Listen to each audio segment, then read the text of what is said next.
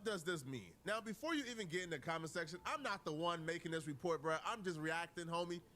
But if this is true, what this means isn't Ayo iHeartMedia no longer wanted the Breakfast Club to be a show. Because if that's the case, we've seen what happened with Ebro and Rosenberg. They'll get them out of there fast as hell. What I think this means is Charlamagne the God demanded a crazy bag. DJ Envy demands a crazy bag. Jess Hilarious demands a bag. Lauren LaRosa demands a bag. The show, at some point, if you're giving Charlamagne the God $200 million, that show, at some point, is outpricing itself out of its value. So it's not like iHeartMedia is saying, oh, we don't want to do the Breakfast Club. It's not worth no $200 million. Yo, we got to find a way to pay these people.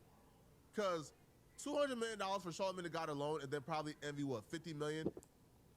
And by the way, these are numbers just that's going off of their scale. I don't believe a goddamn thing about that report.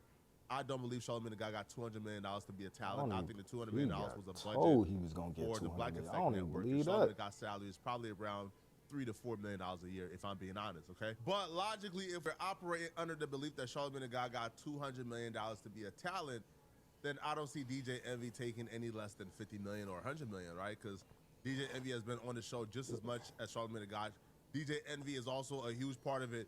So when we're getting to a point where you're talking about like the fee for a radio hip hop show is gonna be what, close to $500 million? I don't even know how Wallow and Gilly got 100. We gotta find somebody to give the bag, because we can't afford this.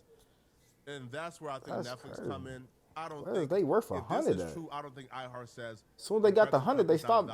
Basically, the show ain't even around like that no more. I said all this money they got up in here, they couldn't find a couple dollars. They said no. So this whole bid that they did with Netflix, and you know when you go to Netflix, you got to search for them. You got to go down like this. You got to type it in. By the time you get there, you uninterested. You done found something else you want to watch. You know what I'm saying?